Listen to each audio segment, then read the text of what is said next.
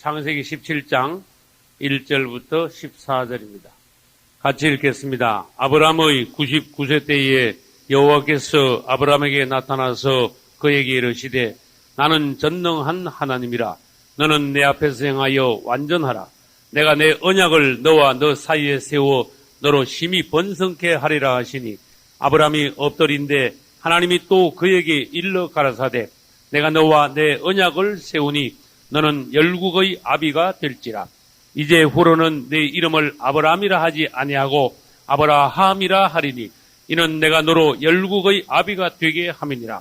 내가 너로 심히 번성케 하리니 나라들이 네게로 쫓아 일어나며 열왕이 네게로 쫓아 나리라.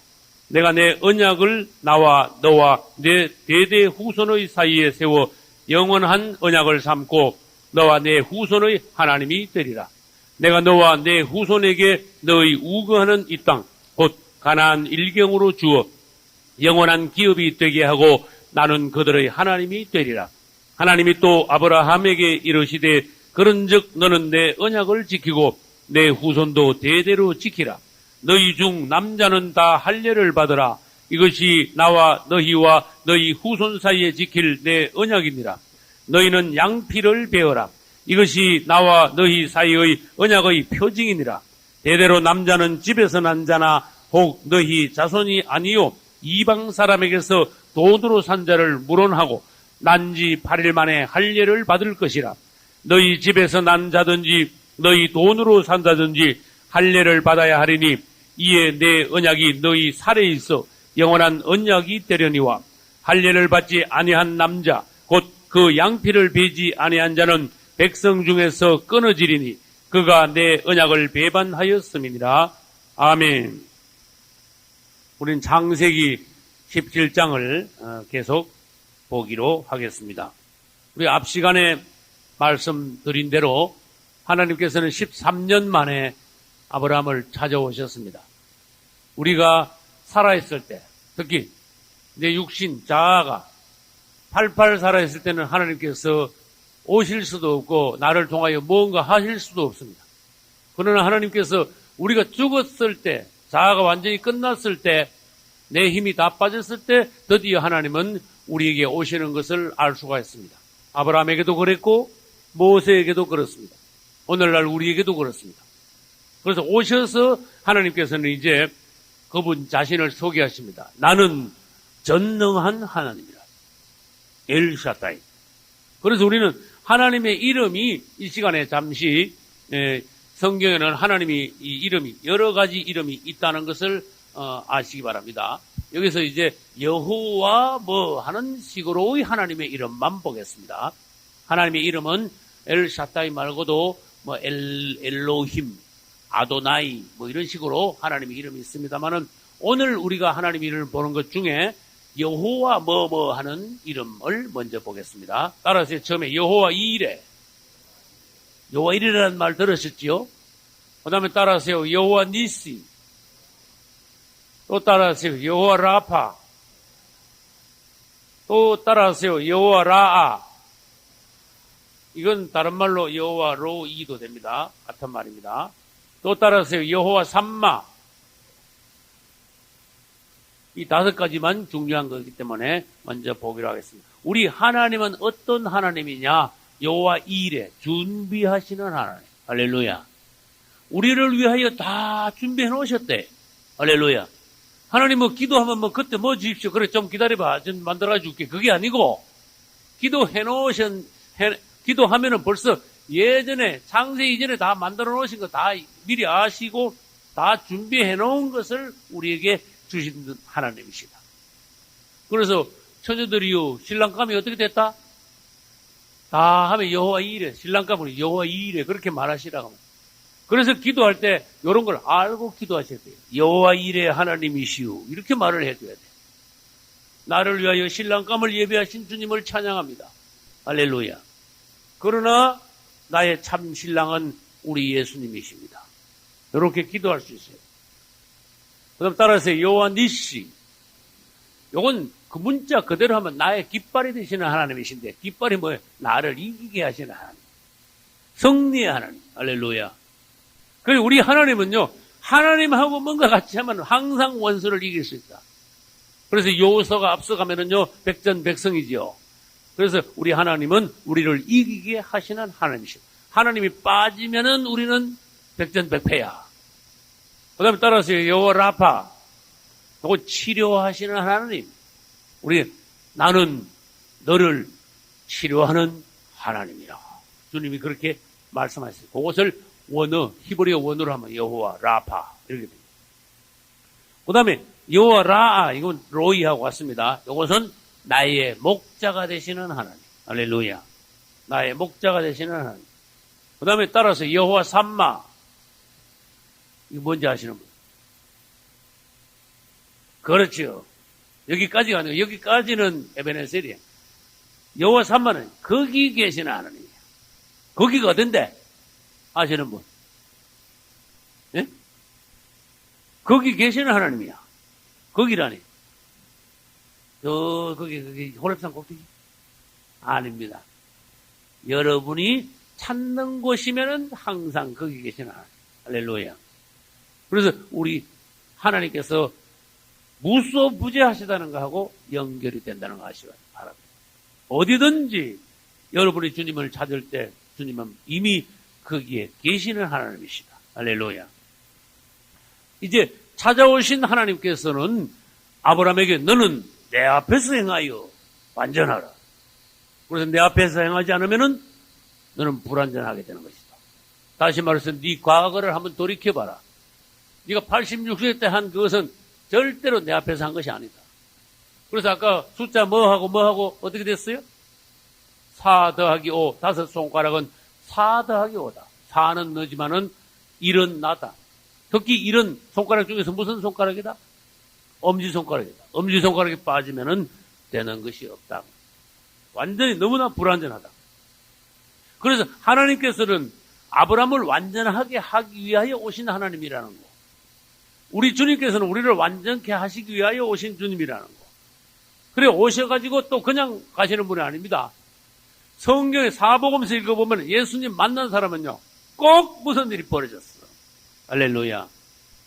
예수님을 1대1로 만난 사람. 그 사람은 반드시 뒤집어지는 역사가 있어. 놀라운 간정이 있어. 근데 누구에게는 역사가 없는가 하면 먼 데서 그냥 본 사람이 있더라. 구경삼아 따라간 사람들은 아무 역사가 일어나지 않았어. 그래서 여러분들이 1대1로 그분을 만나면은 뒤집어지는 역사.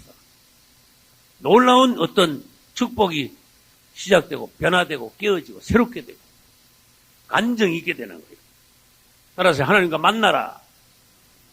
만나야 되는 거야. 당신이 하나님 만났습니까? 만났습니다. 10년 전에 만난 거 소용없어. 오늘도 내일도 계속 만나야 돼. 할렐루야. 매일 만나야 돼. 그분을 만나면 특징은요, 내 안에서 알아. 그분을 못 만났으면 못 만난 것도 알아, 내가. 사람을 만나고도 모르면, 하나님을 만나고도 모르면 그건 뭐가 됩니까? 그래서 우리는 그분을 만나야 돼. 그 다음에 만나면 일이 터지는 거야. 역사가 일어나게 돼 있는 거야. 그래서 다시 말합니다. 그분은 아브라함에게 유람하러 놀러 오신 분이 아니라는 거예요. 13년 만에 찾아오신 하나님이 놀라운 일을 하시기 위하여 오신 거예요. 아브라함의 이름을 바꾸고 아브라함을 할례받게 하시고 이삭을 낳게 하시고 할렐루야. 얼마나 놀라운 일들이 계속 벌어지는 거 봐요. 오늘날 주님께서 우리에게 오실 때 우리가 이름이 바뀐단 말은 뭡니까? 새 사람이 되고 할례가 된다. 할례받는다는 건 뭡니까? 옛사람이 완전히 잘려지고 부활의 역사가 우리에게 일어나고 그 다음에 이삭을 낳는다는 건 뭡니까? 하나님의 축복의 어떤 번성이 있게 된다. 그 다음에 아브라함의 평생의 가장 큰 소원이 이루어지는 거예요. 그래서 하나님이 오시는 것은 너무나 귀한 겁니다. 놀라운 겁니다. 할렐루야. 첫째 하나님께서는 3절에서 5절까지 뭐라고 하시는가 하면 너 이름 바꿔라. 지금까지 네가 이름이 아브람이지만은 이제부터는 아브라함이라고 하라. 그러면 이것을 그냥 아브람에서 아브라함이 됐다 이러면 안 되고 아브람은 무슨 뜻인데 아브람은 무슨 뜻으로 바뀌었습니까? 이걸 알아줘야 돼. 아브람 그러면은 높여진 아버지, 아주 높은 혼자 개인적으로 높은 아버지인데 아브라함은 H자가 하나 더 들어갔어요. H자가 들어가면서 어떻게 되는가 하면 혼자 높이 올라가는 아버지가 아니라 열국의 아버지, 따라서 열국의 아버지. 열국의 아버지 얼마나 놀라운 이름입니까? 하나님께서 아브라함을 축복하시기 위해서 혼자만 높아가는 아브라함이 아니라 열국에서 높임을 받는, 또 아브라함의 그 허리에서부터 시작해서 많은 왕이 일어나고 많은 민족이 일어나는, 오늘날까지도 우리 그리스도인들이 다 아브라함의 후손이 되는 그런 축복의 이름으로 만드시기 위해서 그게 합당하게 이제 바꾸시는 거야, 이름을. 아브라함, 그래야 이름이 합당해. 할렐루야. 하나님이 이름을 바꾸셨다는 것은 이건 보통 사건이 아니에요. 새 사람이 됐다는 뜻이야. 하나님께서 새롭게 만들겠다는 뜻이야. 그래서 계시록도 보면은 계시록 2장 17절, 이기는 자는 내가 새 이름을 기록한 힘도를 주리라. 새 이름을 주신다. 그래서 받는 자 외에는 아무도 알지 못합니다. 우리도 하나님께서 오시면 우리가 이기는 성도가 될 때 주님께서 우리에게 비밀한 새 이름을, 우리도 새 이름을 받게 돼 있어요. 할렐루야. 또 예수 믿으면은 누구나 새 사람이 되는 거예요. 새 이름을 받게 되는 거예요, 사실은. 그래서 아브라함을 하나님께서는 높여주셨어요. 그 다음에 아브라함을 완전히 딴 사람으로 바꾸어 주셨다는 증표로 이름까지 완전히 바꾼 거예요. 그래서 아브라함이 단순하게 여기서 우리는 알 수 있는 건 이름만 바뀐 것이 아니라 사람이 바뀌었구나. 생명이 바뀌었구나. 완전히 육적인 사람에서 영적인 하나님의 사람으로 바뀌게 됐구나. 온전한 사람으로 변화가 됐구나. 이것을 알 수가 있어요. 그래서 그것이 이 세상에서 가장 놀라운 변화, 하나님 안에서 변하는 것. 할렐루야. 가난한 사람이 부자 되면요, 많은 것이 변화가 됩니다. 그건 진정한 변화가 아니에요. 무식한 사람들이 대학원까지 나오면요, 굉장히 변화가 됩니다. 그건 하나님께서 보시기에 별거 아니에요. 무슨 말인지 알겠죠? 이 세상에 많은 변화가 있습니다. 그러나 하나님께서 보시기에 다른 변화는 다 껍데기 변화야. 일시적인 변화야. 하나님께서 보시기에 진짜 별거 아니야, 그거. 그러나 진짜 변하는 건 뭐냐? 속 생명이 변하는 거. 그건 뭔데? 하나님이 내 안에 오시가지고 생명 자체가 변하는 거예요. 그래서 변화는 생명이 변화해야 되는 거고, 내적인 변화가 그게 하나님께서 인정하시는 실제적인 변화다.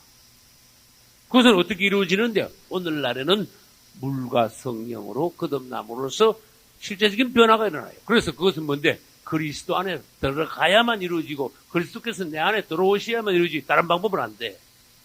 군대 가서 훈련받는다고, 회사에서 교육받는다고 절대로 안 돼. 학교 가서 아무리 공부만 한다고 그거 안 돼. 그분이 내 안에 오셔야 돼. 내가 그분 안에 들어가야 돼. 그래서 고린도 후서 5장 17절에 그런 나온 거예요. 누구든지 그리스도 안에 있으면 뭐다?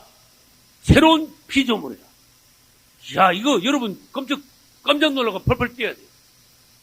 이전 것은 지나갔으니 보라, 새 것이 되었다. 이게 새 것이 되면 내가 새 것이 됐다는 것을 알므로써 그 감격, 기쁨, 뛰고 놀라지 않을 수 없어요. 그런데 새 것이 되지 않은 사람은요, 감격이 없거든. 그러니까 예수 믿어도요, 시들이 메가리 하나도 없고 재미도 하나도 없고. 예수 안 믿으면 지옥을 천상 가야 되니까, 천상 지옥은 가기 싫으니까 할 수 없이 억지로 믿는 거 있지. 그 다음에 요건 마치 부부가 권태기가 돼가지고, 아이고, 살기도 그렇고 안 살기도 그렇고 재미도 한 개도 없고 지루하기만 하고. 그게 뭔데? 부부간의 권태기가, 신앙에도 권태기가 있어요, 없어요? 여러분, 신앙 권태기 만나면 마귀밥 되는 거야. 절대로 권태기를 만나면 안 되는 거야. 늘 주님 안에서 새롭게 보라, 새로운 피조물. 이전 것은 지나갔다. 할렐루야. 그래서 여러분 안에 항상 새 감격이 있어야 돼요. 그것은 인간적인 세상에서 오는 것이 아니고 주님께서 내 안에서 성령으로 어떤 새롭게 하는 역사가 있음으로 인하여서 내가 감격하지 않을 수 없는 거.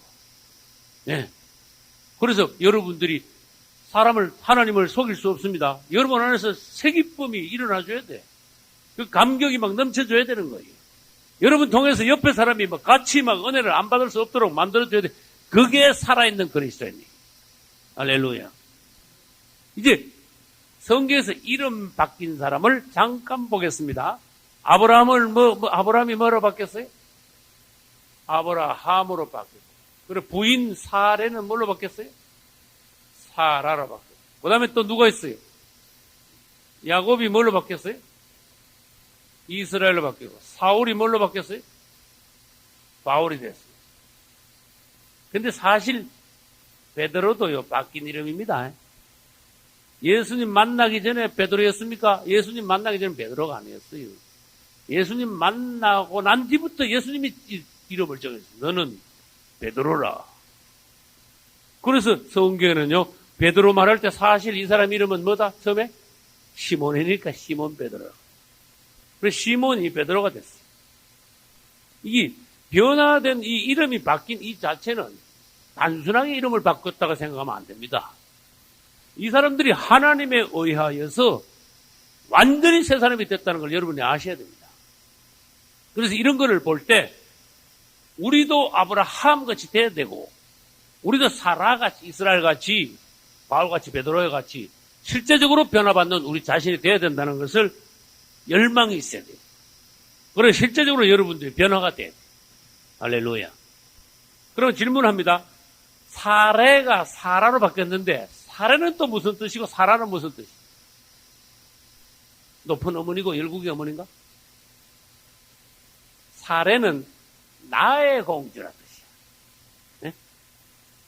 My princess. 나의 공주. 내 개인의 공주. 그런데 사라는 또 열국이 나와야 돼. 열국의 어머니. 할렐루야. 그리고 사레일 때는 아브라함에게 개인적으로 사랑받는 공주 같은 아내이지만은 사라가 되면은요, 그로부터 많은 왕들이 일어나는 열국의 어머니가 결국은 어머니가 된다 그런 뜻이에요. 그래서 이 사라는 성경에서요, 사라를 우리의 어머니로 비유합니다. 영적인 어머니로. 사라하고 뭐하고 연결이 되는가 하면은 예루살렘하고 연결이 됩니다. 그래서 갈라디아서 가면은 지난번에 우리 창세기 16장 할 때 뭐 했죠? 사라하고 누구하고 비유했어요? 하갈하고 비유했죠. 그래서 그때 사라는 예루살렘하고 같은 곳이다 그랬어요. 그럼으로써 우리의 어머니다 이런 단어를 갈라디아서에서 쓰셨어요. 그래서 사라는 오늘날 하나님께서 축복하신 대로 열국의 어머니가 과연되었습니다. 할렐루야. 그럼 결국 볼까요? 아브라함도 바뀌었고 사라도 바뀌었고 완전히 두 사람의 부부가 다 바뀌었어. 그렇게 둘 다 바뀐 이 사이에서 누가 나올 수 있다? 이삭이 드디어 나올 수 있는 거예요. 그 다음에 이삭이 나오기 위해서는 조건을 지금부터 봅시다. 먼저 내 과거 육신의 힘이 끝장나줘야 돼. 그 다음에 그 상태에서 하나님이 오셔야 돼. 그 다음에 하나님의 역사하심으로 인하여서 주님에 의한 새롭게 됨, 새 사람이 되는 축복이 있어야 돼. 그 다음에 하나님께서 하나 더 말씀하신 게 있습니다. 따라서 할례. 이건 완전히 결정 지은 거야. 끝장낸 거야, 할례는. 결정적인 마지막 손됨이야. 하나님 앞에서. 그럼 할례가 됐습니까? 9절부터 보겠습니다. 몇 장 9절? 17장 9절. 하나님이 또 아브라함에게 이르시되 그런즉 너는 내 언약을 지키고 내 후손도 대대로 지키라. 어떻게 지키는데요? 그냥 지키라. 예, 그게 아니라니까. 그러면 그 다음에 10절 가가지고 어떻게 지키냐? 너희 중 남자는 다 뭐 받아라? 할례를 받음으로 내 약속을 지켜라. 할례를 받는 한도 내에서는 너희와 내 사이에 약속이 살아있는 거다. 약속이 눈에 보이는 거다. 약속을 확인하는 거다. 할렐루야. 그래서 할례를요, 하나님과 사람 사이에 약속의 징표로 하셨어. 무슨 말인지 알겠죠? 그 다음에 이제 할례에 대해서 봅니다. 할례의 의미가 뭡니까? 그러면 하나님과 사람 사이에 약속을 했는데 말로 하면은 희미하니까 하나님은 희미하지 않습니다. 사람들이 희미하고 10년간 다 잊어버리니까 하나님이 아주 확정짓고 눈으로 보이는 약속을 하기 위해서 할례를 행하라 하시고. 그래서 다른 말로 해볼게요. 하나님의 언약의 확정이다. 그럼 확정을 갖다가 지부에다 문에다 쓰든지 바에다 새기면 그것도 못 믿어. 무슨 말인지 알겠어요?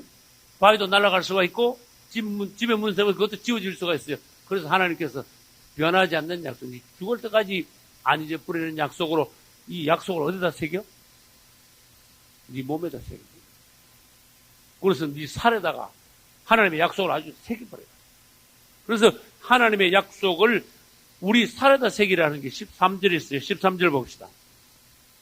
너희 집에서 난 자든지 너희 돈으로 산다든지 할례를 받아야 하려니 이에 내 언약이 어디에 있어? 너희 살에 있어. 아주 네 몸에다가 아주 언약을 새겨버려라. 그래가지고 이것이 영원한 언약이 되리라. 그렇게 13절에서 말씀하셨습니다. 그러면 이제 할례의 의미가 뭡니까? 물으면 한 가지 나왔어요. 하나님의 언약의 확정입니다. 두 번째, 할례의 의미가 뭡니까? 옛날 사람이 완전히 끝장나는 거다. 이렇게 말해요. 내 현재 이전의 사람은 완전히 끝난 거다. 없어진 거다. 아주. 할렐루야.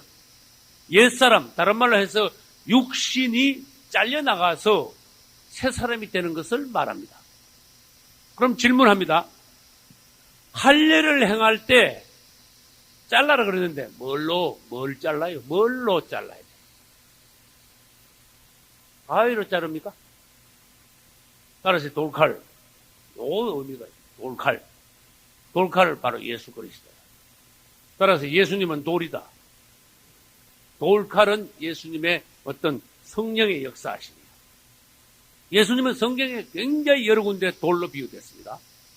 그래서 쇠칼이나 나무칼이나 뭐 다른 칼이 아니라 돌칼로 우리의 육체를, 심벌을 자르는 것은 뭔가 하면요, 우리 주님의 성령의 역사가 우리 몸에 임함으로써 우리의 과거를 완전히 끝장내고, 그 다음에 우리의 육신을 완전히 제거하고 옛사람을 아주 죽음 장사 지내는 걸 말해요.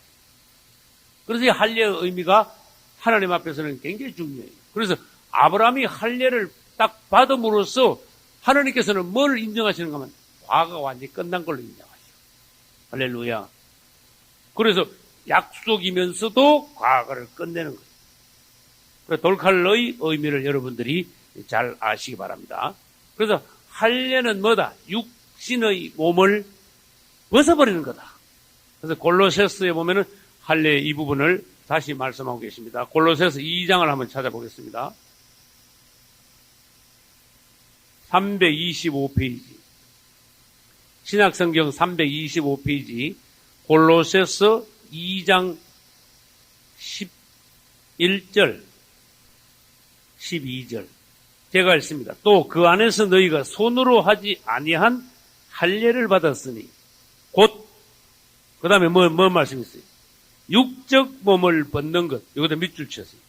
할례를 받았으니 곧 육적 몸을 벗는 것이요.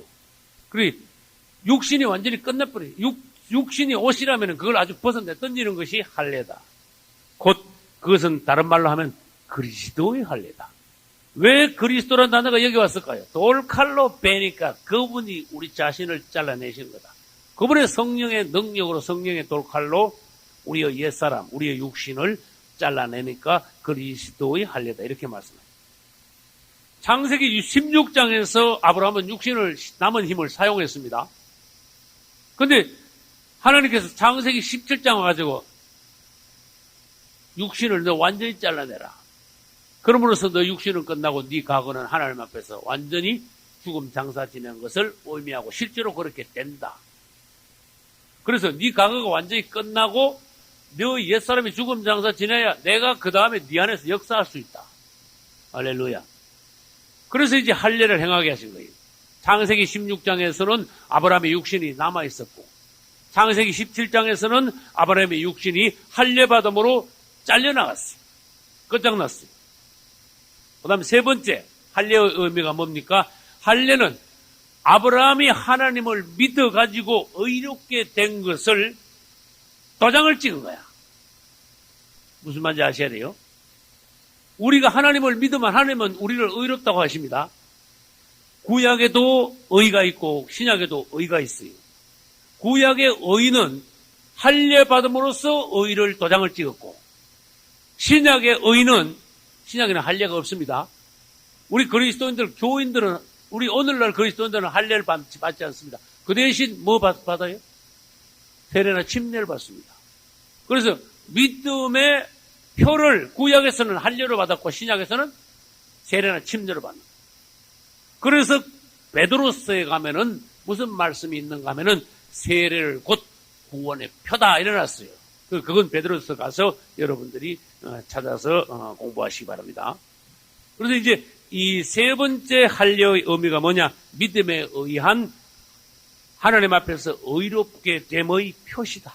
또 도장 찍음이다. 그래서 그 11절을 이제 보기로 하겠습니다. 17장 11절 같이 읽읍시다. 너희는 양피를 베어라. 이것이 나와 너희 사이의 언약의 표징입니다. 표징, 동그라미 쳐봐요. 표징. 표를 아주 완전히 도장을 찍는 거다. 표를 남기는 거다. 그게 뭔데? 할례다. 너하고 나하고 언약한 것을 표로 남기는 것이 할례인데 로마서에 와서 그것을 다시 또 설명하고 있습니다. 로마서 4장으로 가겠습니다. 로마서 4장 11절 243페이지 같이 읽겠습니다. 저가 할례의 표를 받은 것은 무할례 시에 믿음으로 된 의를 인친 것이니. 아멘. 거기까지 읽어봅니다. 이것은 잘 읽어보시기 바랍니다.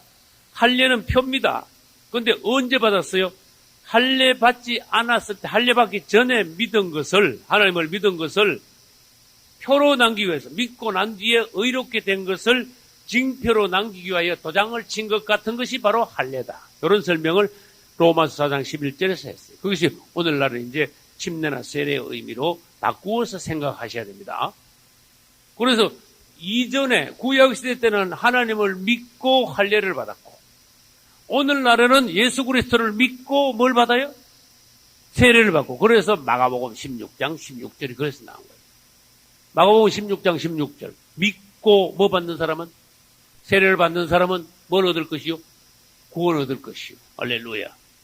다시 질문합니다. 사람이 믿고 구원받은 사람이 세례받습니까? 믿고 세례받아야 구원받습니까? 네? 그 내가 질문을 해보니까 많은 사람들이 뭐라 하는가 하면 믿고 구원받은 사람이 세례받는데 그건 성경에 그런 말씀 없어요. 마가복음 16장에서는 믿고 세례받아야 그 다음에 그게 구원받는 거다. 그래서 구원받는 데는 세례가 빠지면 하자가 생긴다. 그래서 세례도 구원받는 데 있어서 중요한 절차라는 거. 이게 세례가 형식이 아니라는 것을 주님께서 가르쳐 주셨어요. 그러면 이제 질문합니다. 할례가 신약에 와서는 침례나 세례로 바뀌었는데 구약에서 신약으로 넘어오면서 바뀐 것이 여러 가지가 있어요. 그런데 어떤 사람들은 그걸 모르고 구약에 있던 거 아직도 지금 하려고 그래. 그게 시대 착오야. 그게 시대가 바뀐 걸 모르고 지금 여러분 할례 받는다 그러면 우스운 일 아닙니까? 지금도 성경이 봐 할례 받으라고 그랬잖아. 당신 할례 받았어? 그게 성경에 있는데도 지금 할례 받는 게 아니야. 왜? 시대가 바뀌었어요. 그러면 그것만 있느냐? 다른 것도 또 있어요. 뭐가 있습니까? 네? 구약시대 때 6월절 지켰는데 오늘날 너희는 다 6월절을 지키라 그러는데 오늘날 다 누가 6월절을 지켜? 아무도 안 지켜. 그러나 유대인들은 아직도 지켜. 유대인들은 아직도 할례 받아. 유대인들은 아직도 안식일 지켜. 유대인들은 아직도 제사를 지내려고 그래. 못 지내서 성전이 없어서 못 지내서 그렇지. 유대인들은 제사는 다른 데서는 드리지 못하겠어요. 예루살렘에 있는 성전에서만 드리겠어. 근데 예루살렘 성전이 파괴가 돼버렸어. 근데 그게 다시 세워지면은요, 앞으로 진짜 짐승을 갖다 놓고 제사를 또 지낸다니까. 그래서 시대 바뀐 걸 모르는 유대인들의 착각이야. 아직도 안식일 지키고, 아직도 6월절 지키고, 안 되지요, 그러면. 시대가 바뀌었습니다. 할례는 침례나 세례로 바뀌었고, 유월절을 지금 지키는 사람 아무도 없어요. 그럼 유월절 대신에 뭘로 바뀌었습니까? 유월절에는 뭘 먹는지 아시는 분? 이스라엘이 애굽에서 나올 때 유월절 날 무슨 사건이 있었어요? 뭘 어떻게 하고 뭘 어떻게 했습니까? 양피를 문 밖에 바르고 양고기를 구워 먹었어요. 이거 중요한 거예요. 양, 예수님, 할렐루야. 양에는 두 가지 중요한 요소가 있습니다. 양은 피가 있고 양은 고기가 있습니다. 양피, 양고기는 예수님 피와 예수님의 살을 말합니다. 할렐루야. 예수님께서 잡히시는 날 마지막 밤에 성만찬을 행하시면서 떡을 내놓고 내 몸이라 그랬습니다. 잔을 갖다 놓으시고 내 피라 그랬습니다. 그러면 유월절하고 이게 완전히 일치가 돼버린 거예요. 그래서 예수님이 가시면서 유월절날 저녁에 유월절 잔치를 뭘로 대체했는가 하면은 성만찬으로 대체했어. 유월절에 양피와 양고기가 있었듯이 성만찬에 양피와 양고기가 있습니까? 없습니까? 그래서 오늘날 우리는 성만찬에 참여함으로써 이스라엘 사람들이 유월절 지키는 것을 오늘날 완벽하게 지키는 거야. 참 유월절, 성만찬. 그럼 뭘로 바뀌었다? 안식일이 주일로 바뀐 거야. 그래서 안식교가 무슨 날 모여가지고 예배 드립니까? 토요일 날 모여서. 그래서 그 사람들이 성경을 막 드릴 때 안식을 기억하여 거룩히 지키라. 이걸 막 갖다 들이대면요, 꼼짝 못해요. 성경 지식이 없으면. 당신이 안식일 지키라 했다는 게 이렇게 했어요. 이거 거짓말이야? 당신 이거 지워버릴래? 아유, 자꾸 그러네. 꼼짝 못하네, 그러면. 그러면 안식일 왜 안 지켜? 심지어 안식일 날, 나무 하다가 죽었잖아. 맞아요? 나무 한 사람 죽이다가 죽었어. 그걸 할 말이 없네. 그러면, 당신 안식일만 지키려고 하지 말고, 유월절도 하고, 당신 옷 벗어봐. 그 할례 받았는가, 그것도 확인 좀 해봐야 되겠어. 할례 받았는가, 그것도 보여주고, 그 다음에 제사, 응?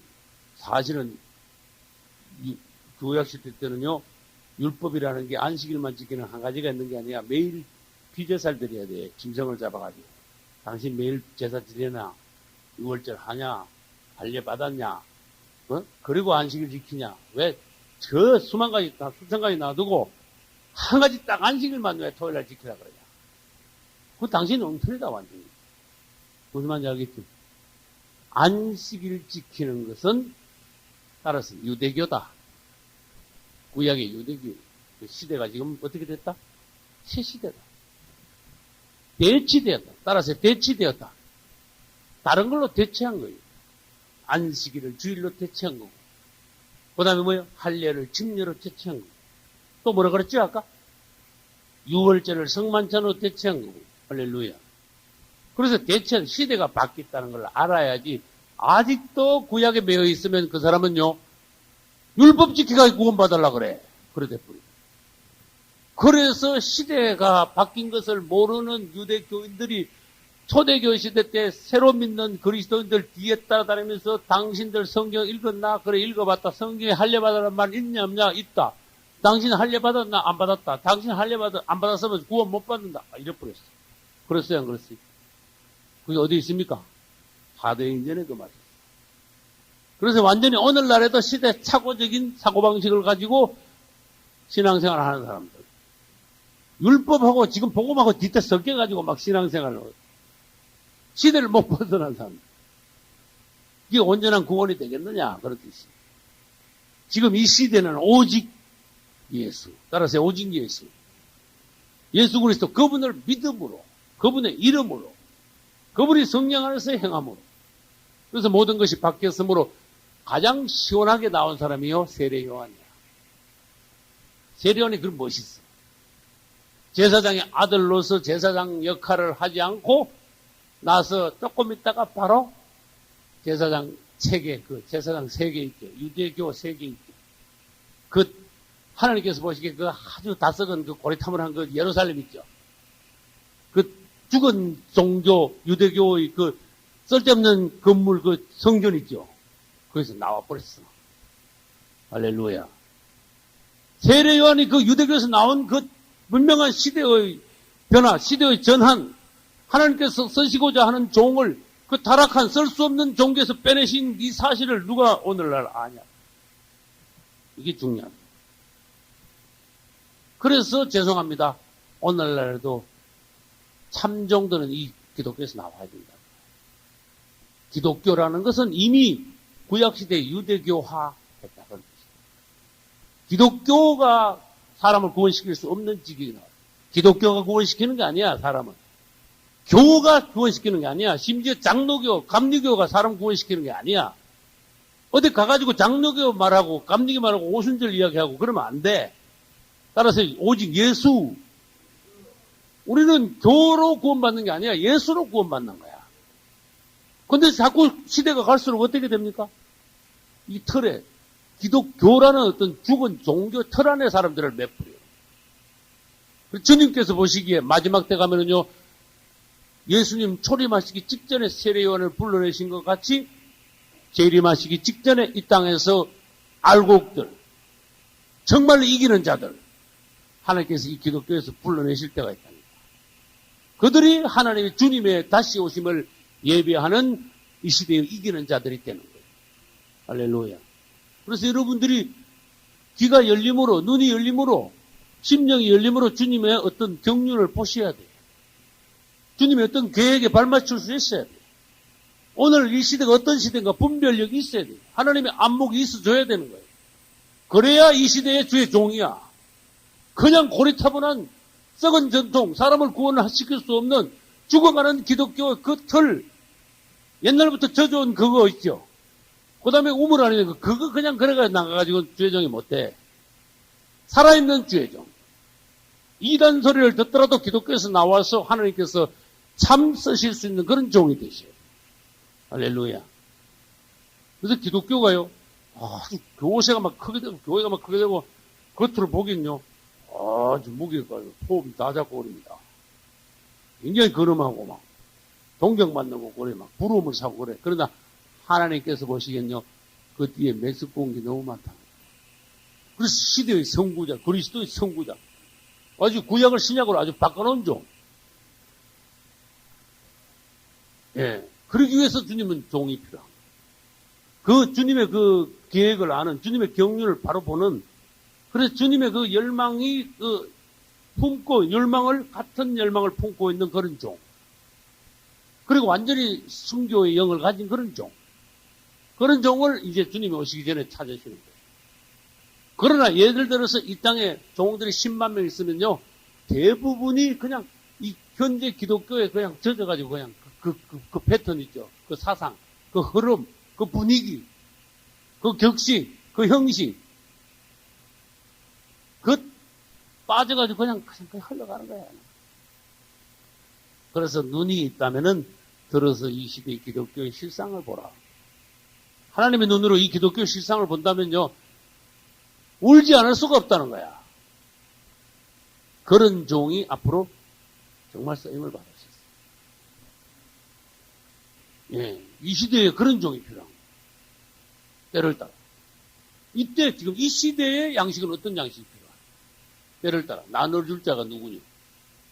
그때 종이 올 때 종이 그를 칭찬하시다. 할렐루야. 기독교는 어떤 틀에 매여 있다는 걸 아셔야 돼요. 구약으로 말하면은 예수님 오시기 직전에 유대교하고 너무너무 닮았다는 걸, 그걸 보실 줄 알아야 되는 거죠. 그래서 세례 요한이 유대교에서 나왔다는 걸 보셔야 돼요. 그래서 하나님께서는 오늘날 뭔가 실제적인 개혁, 이 시대에 개혁을 이룰 수 있는 종을 필요로 하신다는 걸 알아요. 이걸 아는 것이 가장 놀라운 발견. 여러분은 구원받았습니다. 이제는 뭐가 필요합니까? 이제 하나님의 뜻을 보고 하나님 앞에 완전히 이 시대에 쓰임받을 수 있는 종이 돼야 돼요. 그게 이제 여러분 남은 생에 가장 소중한 일이에요. 가장 보람 있는 일. 할렐루야. 이제 신약적인 의미에 와가지고 이제 할례를 봅니다. 할례는 신약적인 의미에 와서 침례인데, 그럼 할례하고 침례하고 뭐가 닮았습니까? 그럼 물으면 할례도 잘라내는 거고 죽이는 거, 잘라내는 거, 칼로 사람을 베니까 죽는 걸 의미합니다. 침례나 세례도 사람을 죽이는 거, 잘라내는 거, 죽이는 걸 말해요. 그런데 방식이 달라요. 구약에서는 사람을 끝내는데 죽이는데 칼을 사용했고 신약에 와서 세례나 침례받는데 사람을 끝내고 죽이는데 뭘 사용했는가 하면 칼을 사용한 게 아니야. 따라서 물을 사용했어. 그래서 물속에 담그는 게 그게 원칙이다. 말이야. 물을 뿌리면 사람이 안 죽어요. 그래서 사람을 죽는 것을 의미하기 위해서 참 실제를 보여주시기 위해서 사람을 물속에다 담근 거예요. 누가 처음 시작했어요? 침례요한, 세례요한 아니고 사실은 침례요한이에요. 존 바프티스트. 예? 존 바프티스트. 맞죠? 영어로는 존 바프티스트. 바프티스트가 뭡니까? 바프티스트가 뭡니까? 바프티조, 깔아앉다, 침수시키다. 물속에 잠그다. 그런 뜻이 바프티조. 이 헬라어입니다. 그리고 존 바프티스트는 뭐냐? 사람을 물속에 깔아앉히는 사람이다. 그런 뜻이에요. 그래서 그 침례라는 의미가 사람이 물속에 깔아앉힘으로 물속에 들어앉는 건 뭡니까? 사망 속으로 들어간다. 완전히 물속에 깔아앉음으로 너는 과거를 완전히 끝장나버렸다. 우리 느낌은 어떠하든 간에 사람이 느끼는 느낌은 항상 불안정할 때가 많아요. 그러나 하나님은요, 우리가 물속에 그분을 믿고 그분의 말씀을 따라 그분의 진리를 깨닫고 물속에 들어갔다 나오면 하나님은 우리를 새 사람으로 인정하시는 거예요. 이건 전혀 변할 수가 없어요. 완전히 우리 과거 끝장난 걸 하나님은 인정하세요. 내가 느낌이 덜할 수도 있어요. 그럼 내 느낌을 따라가면 안 돼요. 하나님의 어떤 확증, 하나님의 진리의 말씀을 따라야 돼요. 그래서 할례와 침례는 이렇게 같은 의미가 있습니다. 질문합니다. 할례는요, 언제 받습니까? 그렇죠. 난지 8일 만에. 그래서 8은 무슨 수다? 부활의 수. 따라서 8은 부활의 수다. 8은 부활의 수다. 이게 왜, 8이 왜 부활의 수가 됐습니까? 그렇죠. 예수님이 8일째 부활하셨어요. 8일째는 다른 말로 뭐다? 8일째는 다른 말로 며칠째다? 8일째는 첫째다. 이렇게 말했죠. 8일째는 첫째하고 같은 거예요. 일주일은 7일 있죠. 그 다음에 8일째는 첫째 날이거든? 그래, 예수님이 첫째 날 주일이잖아요. 이거 달려가 보라고 제일 앞에 요일 중에 제일 첫째 날은 주일이에요. 예수님 주일 새벽에 부활하셨거든요. 이 주일은 첫째 날이면서도 여덟째 날이에요. 그래서 8일은 부활의 수다. 그러면 8일째 왜 사람을 할례주라, 아이들을 할례주라 했습니까? 그 뭐죠? 이 아이가 돌칼로 양피를 베물어서 하나님 앞에서 이 아이가 부활하는 것을 의미하기 위해서 8일째 베라고 했어요.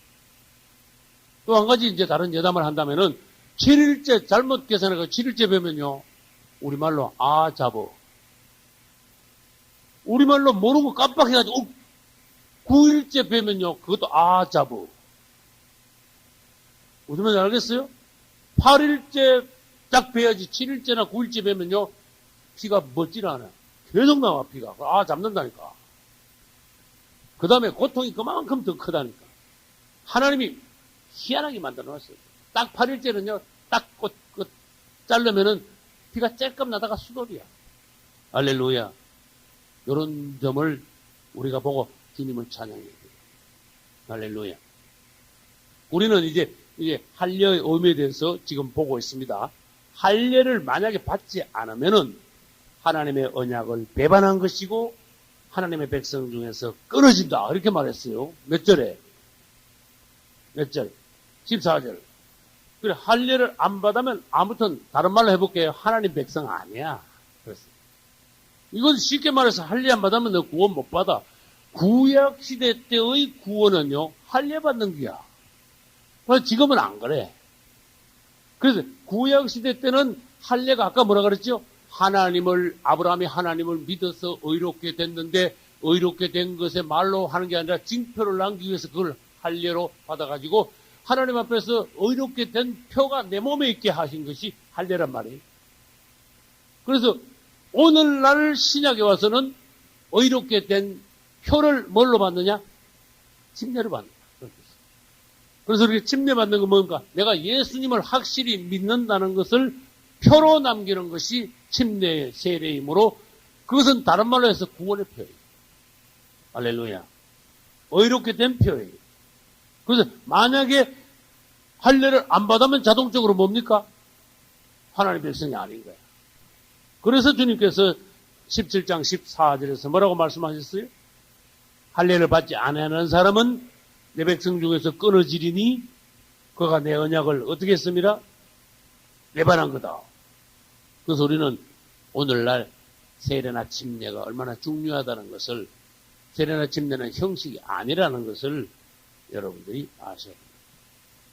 그 다음, 할례 받은 자만이 유월절에 참석할 수 있다. 이게 아주 특별한 말씀이 성경에 있어요. 할례를 못 받은 사람은 1년에 한 번씩 정월 14일 날 유월절이 돌아오는데 할례 안 받은 사람은 유월절 가서 잔치 참여하지 마라. 이게 오늘날로 말하면 세례나 침례 받은 사람이 어디 참여할 수 있다? 성만찬에 참여할 수 있다. 이게 거기서 나온 거예요. 그래서 할례 받은 사람은 뭐냐? 하나님의 백성이 된 거예요. 그 다음에 유월절에 참여하는 건 뭔가? 하나님의 잔치에 들어가는 거예요. 이제.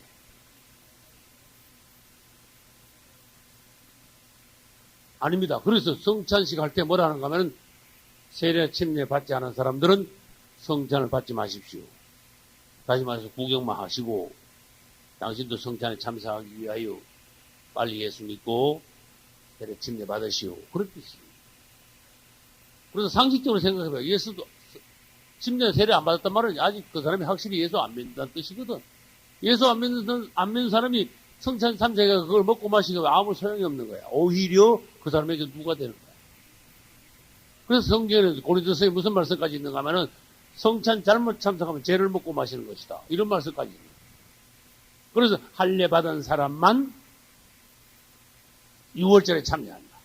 오늘날 다시 말하면은 침례 세례 받은 사람만이 어디 참여한다? 성만찬에 참여할 수 있다. 그 목사님들이 개인적으로 이제 알아서 하셔야 되겠죠, 그죠? 네, 뭐 이렇게 이 교회에서 이렇게 하고 저 교회에서 저렇게 하는데 내가 뭐 어떻게 하면 잘못하면 분쟁이 되기 쉬운데 내 개인적인 의견은 어떻겠습니까? 하고 묻는다면은 저는 유아 세례는 세례가 아닙니다. 그건 무효입니다. 그가 자기의 어떤 인격에서 자발적으로 예수님을 구주로 영접하고 그때 다시 세례를 받게 해야 됩니다. 유아 세례 받은 사람은 안 받은 걸로 취급하세요.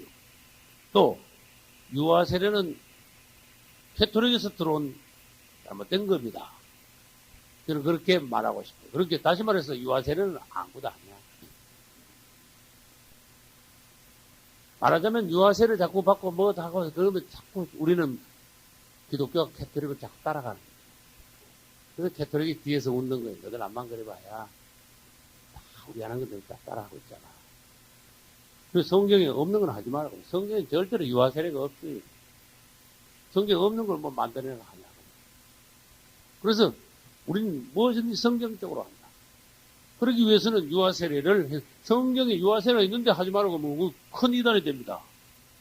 그러나 성경에 없는 걸 하면은요 못되는 것이 되는 거예요. 넌 더하지도 말고 빼지도 마라. 유아 세례가 없는데 왜 네가 하냐? 그건 넌 더한 거다. 성경에 없는 걸 더한 거다. 사람이 더한 거다. 이제 그걸 말하자면 이방 종교에서 들어온 악한 행습이다. 그런 뜻이에요. 그래서 그런 걸 따지려면 아주 진짜 복잡하고 심각한 게 많은데 그거 다 학 뒤집어버리면요 기독교 학 뒤집어지고 나 그냥 몰라 누구한테 맞아 두들 맞기 좋으니까 다 말 못하는 거야. 다 말 못하는 거야. 예.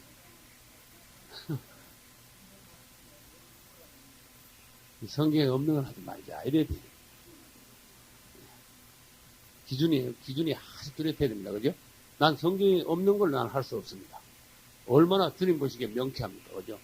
성경을 내가 더 깊이 연구하여 성경에 있는 대로는 하겠습니다. 이 시대의 기독교를 난 따라가지 않겠습니다.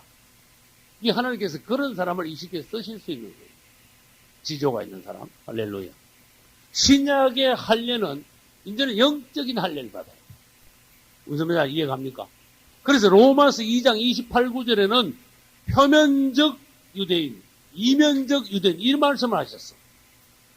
그 다음에 표면적 할례, 이면적 할례 이 뜻을 말씀하시기 위하여 유대인도 겉으로 유대인이 있고 진짜 유대인이 있다. 그냥 하려면 옛날에 받았다고 유대인이냐? 아니다. 유대교인들이 다 유대인이냐? 정말로 하나님의 백성이라 참 유대인. 오늘날 우리가 참 유대인. 참 안식일을 지키고 참 유월절을 지키고 참 할례를 받고 참 유대인이고 할렐루야. 예수 안에 온전히 들어와야 그분이 우리에게 참자를 주시는 거예요. 할례는 그냥 칼로 그냥 살만 맨다고 그게 할례가 아니야. 그랬어요. 그래서 사도 바울이 특별한 말을 했습니다. 할례도 무할례도 아무것도 아니다. 그랬어요. 이제는 시대가 바뀌었다. 할례 받은 거 가지고 뭐라고 할례 안 받은 거 그거 아무 소리 하지 마라. 뭐냐? 그리스도 안에서 완전히 새 사람이 되어야 된다. 그리스도 안에서 말하자면 영적 할례를 받아라. 할렐루야. 그래서 우리는 이면적 참 유대인이 되어야 된다. 이런 뜻이에요. 실제적인 그리스도인이 되라. 그래가지고 할례에 대해서 뭐라고 서대반 집사가 죽으면서 뭐라 말하는가? 마음과 귀에 할례를 받지 못한다. 이런 단어를 썼어요. 그래서 거기서 우리 뭘 할 수 있는가? 아, 할례, 마음과 귀에 할례를 받아야 되는구나. 할례가 뭐죠? 하나님께서 오셔서 손을 댄 거야. 하나님의 역사가 내 몸에 일어난 거야. 하나님이 오셔가지고 뭔가 칼을 댐으로써 내가 완전히 이전 나는 죽고 완전히 그리스도 안에서 새로 부활하는 내가 되는 거야. 새 사람. 그래서 아까 그 그리스도 안에 있으면 새로운 비중, 새로운 비전을 되는 거야. 그래서 그리스도 안에서 받는 오늘날 실제적인 참 할례를 받아야 된다. 그래서 마음과 귀에 할례를 받아야 된다.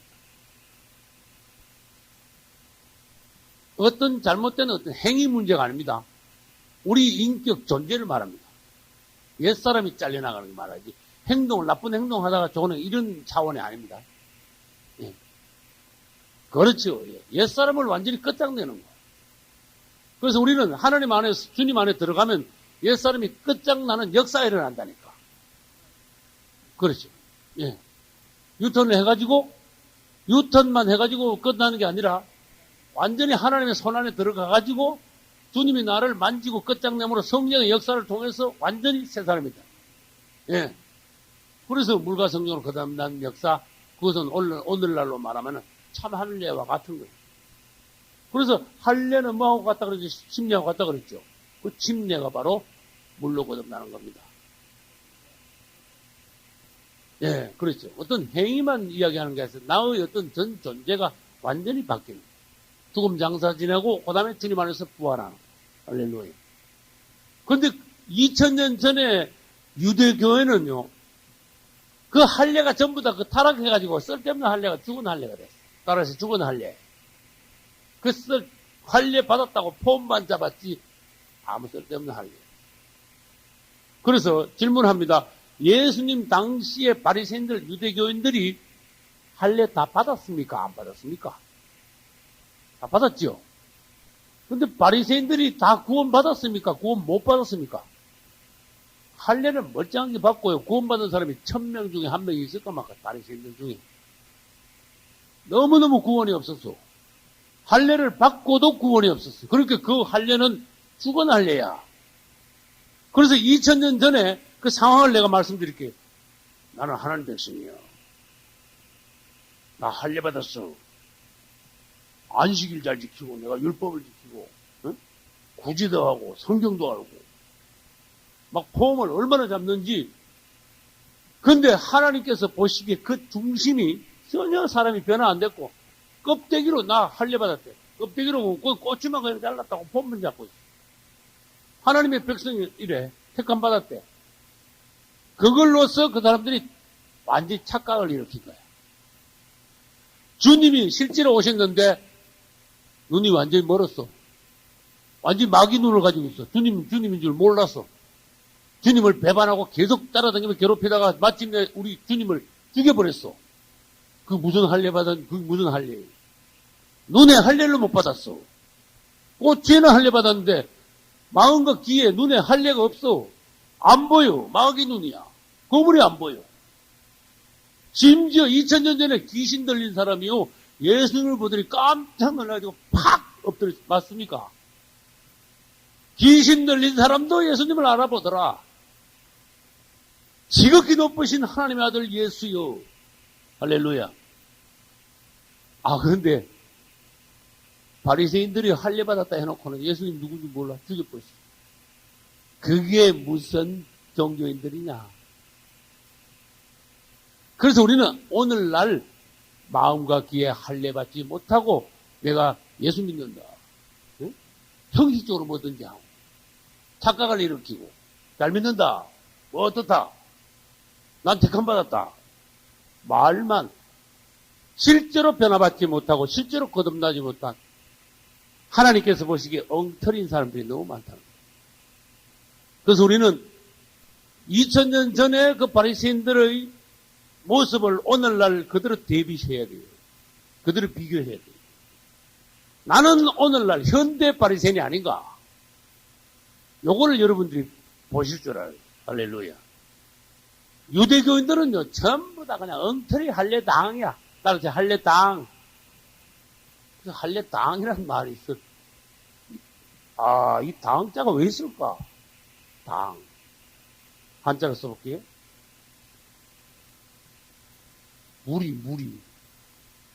무리를 지가지고 할례당, 우리는 막 구원받은 당의 독성인데, 이 당자가 성경에서 나쁜 겁니다.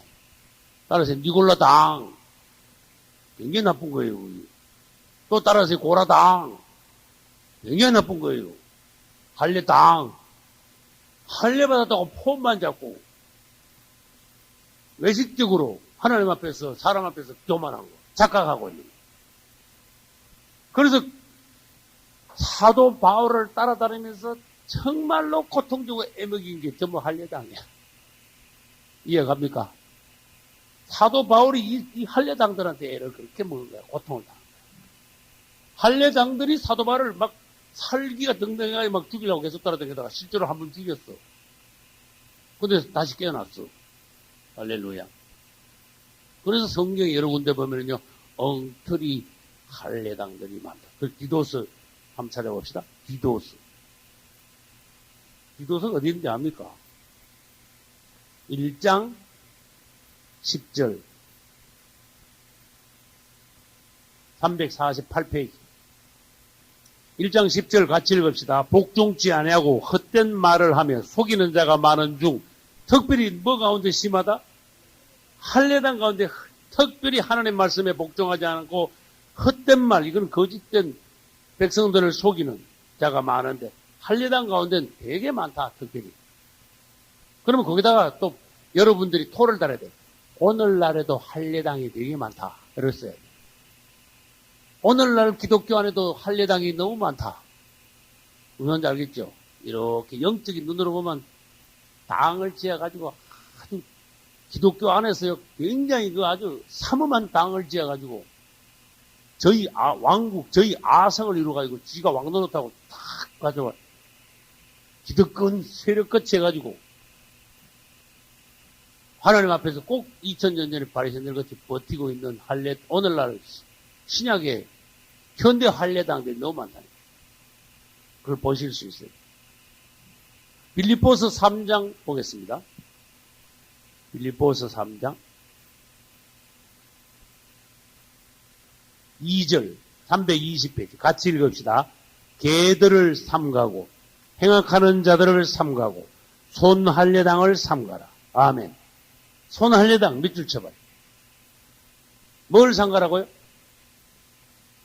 처음엔 뭘 삼가라고 했어요? 개를 왜 삼가라 그래? 미친개가 나타났나 봐.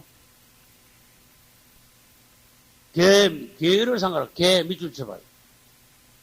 개 같은 자들이야, 말하자면. 이게 개가 누군가 하면은 손할례당이야. 이게 다 이꼬르라니까. 개가 손할례당이고, 개가 행악하는 자들이고, 손할례당이 개고, 이 다 서로가 셋이 같은 거 동격이에요. 헬라 원문으로 연구하면은 이게 다 동격이다.